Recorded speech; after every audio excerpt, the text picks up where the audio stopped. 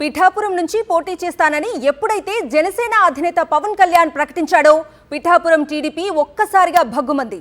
పవన్ కు చంద్రబాబుకు వ్యతిరేకంగా అసమ్మతి జ్వాలలు ఎగిసిపడ్డాయి. ఈ నేపథ్యంలో వైఎస్ఆర్సీపీ ముందే అనుకున్న విధంగా పిఠాపురం తన అభ్యర్థిగా సీనియర్ నేత పిఠాపురం ఆడపడుచు వంగా గీత పేరును ప్రకటించింది. టీడీపీ జనసేన బీజేపీ పొత్తులో భాగంగా పిఠాపురం నుంచి పోటీ చేస్తున్నానని ఎప్పుడైతే పవన్ కళ్యాణ్ ప్రకటించాడో ఆ వెంటనే తీవ్ర స్థాయిలో అసమ్మతి ప్రకటించారు పిఠాపురం టీడీపీ నేతలు కార్యకర్తలు. చంద్రబాబును, పవన్ను, లోకేష్ను తిట్టిన తిట్టకుండా తిట్టారు పిఠాపురం మాజీ ఎమ్మెల్యే వర్మ అభిమానులు. పార్టీ జెండాలను తొలగించి నిప్పు పెట్టారు. జనసేన టీడీపీ పొత్తు వ్యవహారం ఇలా ఉంటే మరొక పక్క తన పని తాను చేసుకుపోతున్నారు వైఎస్ఆర్సీపీ నేత వంగా గీత. కాకినాడ ఎంపీగా ప్రజలతో మమేకమై పనిచేస్తున్న ఆమెను ఈసారి పిఠాపురం అసెంబ్లీ అభ్యర్థిగా ప్రకటించారు వైఎస్ జగన్.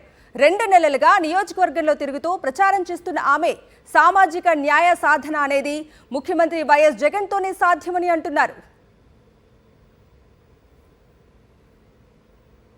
ఒక మహిళకి పిఠాపురం నుంచి పోటీ చేసే అవకాశం ఇచ్చారు.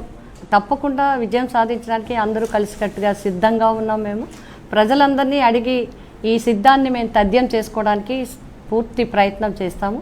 ప్రజల్లో కూడా ఇప్పుడే మీరు చెప్పారు, సోషల్ ఇంజనీరింగ్లో ఇప్పటి వరకు ఎవరు ఆలోచించలేదు. బాబాసాహెబ్ అంబేద్కర్ గారి యొక్క ఆలోచనలు, బాబా పూలే ఆలోచనలు, మహాత్మా గాంధీ యొక్క సందేశాలు చెప్పడం మాత్రమే తప్ప ఆచరణలో చేసి చూపించిన వ్యక్తి భారతదేశం మొత్తం మీద జగన్మోహన్ రెడ్డి గారు అనేది తప్పకుండా అందరూ కూడా యాక్సెప్ట్ చేస్తున్న ఇష్యూ. ఆయా వర్గాలు కూడా ఫీల్ అవుతున్నారు. మా కోసం ఈ జగన్మోహన్ రెడ్డి గారు మాటల్లో కాదు చేతల్లో చేసి చూపిస్తున్నారు.